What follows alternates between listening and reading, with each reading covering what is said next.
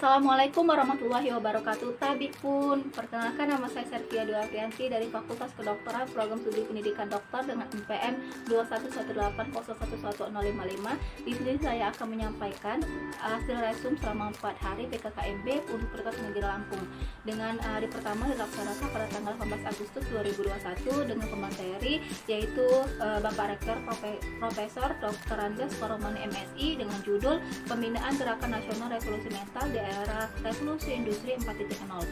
Menurut Insinyur Soekarno, revolusi mental adalah perombakan cara berpikir atau mindset, cara kerja, cara berjuang, dan cara hidup agar selaras dengan semangat kemajuan, perjuangan, dan tuntutan revolusi nasional.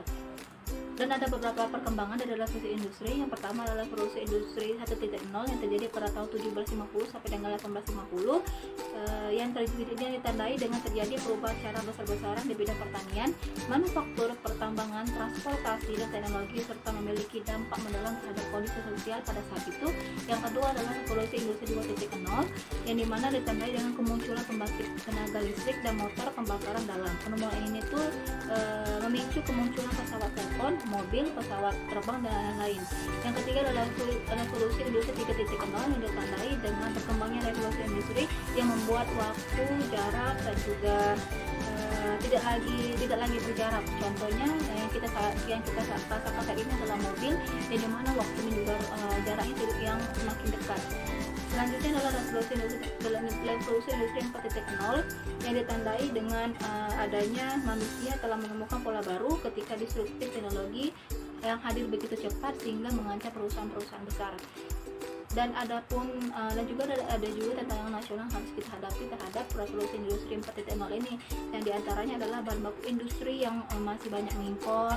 Yang kedua adalah industri ekstraksi belum berkembang. Yang ketiga hasil tambang yang masih belum diolah dalam negeri dan lain sebagainya. Dan juga ada tantangan global yang harus kita hadapi yang diantaranya adalah kemiskinan, pengangguran, pendidikan yang tidak cukup, kelaparan, dan lain sebagainya. Yang kedua adalah materi yang kedua, yaitu dengan judul Pembinaan Kesadaran Bela Negara. Bela negara adalah tekad, sikap, dan perilaku serta tindakan warga negara, baik secara perseorangan maupun kolektif, menjaga kedaulatan negara. Dan ada 3 hal mendasar dari bela negara. Yang pertama, apa yang harus dibela? Yang harus dibela itu adalah kedaulatan negara, keutuhan wilayah, dan keselamatan bangsa dan negara. Yang kedua, siapa yang akan membela? Yaitu bangsa Indonesia itu sendiri. Yang ketiga adalah bela negara bukan wajib militer, tetapi bela negara merupakan hak dan kewajiban warga negara. Materi ketiga yaitu berjudul Bahaya Intoleransi, Radikalisme, dan Terorisme. Pada tahun 2020, Global Terrorism Index mengumumkan hasil survei yang menunjukkan bahwa Indonesia itu berada pada urutan ke-37, naik dua peringkat dari tahun sebelumnya. Posisi ini menjelaskan bahwa Indonesia berada pada fase medium atau kategori medium negara yang terdampak terorisme. Tren potensi radikalisme di Indonesia pada tahun 2017 sebesar 55,2%, tahun 2019 sebesar 38,4%, dan di tahun 2020 sebesar 14%. Selanjutnya yaitu materi mengenai etika bermedia sosial. Dalam bermedia sosial diperlukan adanya etika untuk menjaga keramahan dan kedamaian yang ada di sosial media. Adapun etika yang harus kita jaga adalah pertama, harus berhati-hati dalam membagikan postingan yang sampai di dalam postingan tersebut terdapat data pribadi yang akan merugikan pengguna. Yang kedua adalah pengguna sosial media harus mempunyai sikap kritis dan juga mau berpikir sebelum memposting di sosial media. Yang ketiga, harus mengapresiasi dan juga menghargai karya orang lain yang ingin kita posting di sosial media, seperti mention dan tulis sumber karya tersebut. Selanjutnya harus memperhatikan gaya bahasa, dan terakhir adalah jangan membagikan ujaran kebencian di sosial media. Selanjutnya yaitu resum materi pada PKKMB hari kedua, dengan materi pertama dengan judul Pengelolaan Perguruan Tinggi di Era Kenormalan Baru.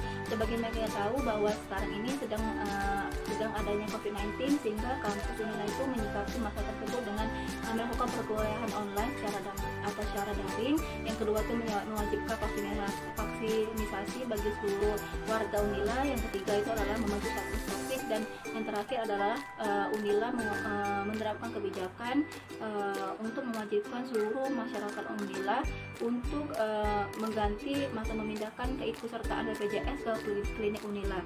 Materi yang kedua itu tentang sistem pendidikan tinggi dan kebijakan Merdeka Belajar Kampus Merdeka. Apa sih pendidikan? Pendidikan itu adalah usaha sadar dan terencana untuk mewujudkan suasana belajar dan proses pembelajaran agar peserta didik secara aktif mengembangkan potensi dirinya. Adapun tujuan umum dari pendidikan itu sendiri adalah pertama, menyiapkan peserta didik menjadi anggota masyarakat yang berkemampuan akademik dan juga profesional, dan yang terakhir adalah mengembangkan dan menyebarluaskan ilmu pengetahuan. Jadi kita sebagai mahasiswa ini juga mengenal dengan adanya istilah SKS. SKS itu adalah sistem kredit semester. SKS adalah suatu sistem penyelenggara pendidikan untuk menentukan dan mengatur beban studi mahasiswa. Adapun tujuan dari SKS ini sendiri adalah untuk menyelesaikan program studi mahasiswa dan juga menentukan mata kuliah yang akan diambil sesuai dengan minat bakat dan juga kemampuan dari mahasiswa itu sendiri. Selanjutnya, apa sih dasar hukum dari Merdeka Belajar Kampus Merdeka? Yaitu adalah pertama, pembukaan program studi baru. Yang kedua adalah sistem akreditasi perguruan tinggi. Yang terakhir adalah hak belajar 3 semester di luar prodi untuk mahasiswa. Apa tujuan dari Merdeka Belajar Kampus Merdeka ini? Tujuannya adalah untuk mendorong proses pembelajaran di perguruan tinggi yang semakin otonom dan fleksibel serta menciptakan kultur belajar. Selanjutnya yaitu mengenai materi ketiga dengan judul Etika dan Norma Kehidupan Mahasiswa di Kampus. Bicara tentang etika, apa sih dimaksud dengan etika? Etika itu adalah suatu ilmu yang membahas tentang bagaimana dan mengapa seseorang mengikuti suatu ajakan moral tertentu. Adapun hal-hal yang sering dilanggar oleh mahasiswa adalah kurangnya kesadaran, pentingnya menerapkan etika, dan stres. Selanjutnya adalah materi keempat dengan judul Kerjasama Internasional dalam Mewujudkan World Class University. Jadi Unila itu menerapkan beberapa strategi untuk mengikuti kerjasama. Yang pertama adalah menjamin kemitraan dengan perguruan tinggi kelas dunia. Yang kedua itu mendorong dosen untuk studi lanjut di program tinggi top 100. Selanjutnya adalah kolaborasi riset dengan penelitian kelas dunia. Selanjutnya kolaborasi dengan industri untuk magang mahasiswa, dan yang terakhir adalah peningkatan mutu perkuliahan dan riset. Selanjutnya itu adalah hasil resum PKKMB hari keempat, yaitu dengan materi pertama. Materi pertama itu tentang fasilitas sarana prasarana yang ada di FK Unila. Jadi di sini saya akan menyebutkan beberapa saja mengenai sarana prasarana yang ada di FK Unila. Di antaranya adalah dengan direncanakannya ada 7 gedung. Dan yang kedua adalah program studi pendidikan dokter itu biasanya banyak menggunakan gedung D untuk proses pembelajaran. Yang ketiga adalah ruang tutorial di gedung D lantai 1. Yang keempat clinical skill lab atau CSL yang berada di gedung D lantai 2 dan 3, lab farmasi yang berada di gedung C lantai 3, klinik Unila, dan masih banyak lagi. Dan juga Unila juga memiliki fasilitas wahana pendidikan FK Unila. Yang pertama itu Rumah Sakit Abdul Muluk, Rumah Sakit Jiwa, Rumah Sakit Bayangkara, Rumah Sakit Ahmad Yani, dan puskesmas di lingkungan dinas kesehatan sebanyak 14 puskesmas. Dan materi kedua itu mengenai menjadi mahasiswa program studi pendidikan dokter Unila 2021, yang dimana ada tujuan pendidikan PSPD. Yang pertama adalah untuk membentuk insan akademik yang mampu dan juga kompeten. Yang kedua fase itu ada 3, fase 1, fase 2, dan fase 3. Fase 1 itu tentang ilmu dasar kedokteran, fase 2 itu integratif, dan fase ketiga itu adalah komprehensif. Materi ketiga yaitu dengan judul program kreativitas mahasiswa atau PKM.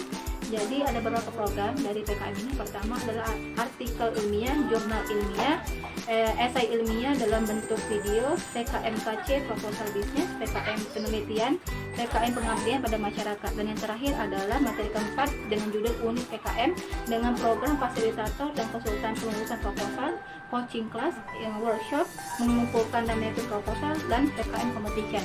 Jadi sekian pemaparan materi hasil resum PKKMB selama 4 hari Unila. Terima kasih atas kesempatannya. Jika ada salah kata saya mohon maaf, kepada Allah saya mohon ampun.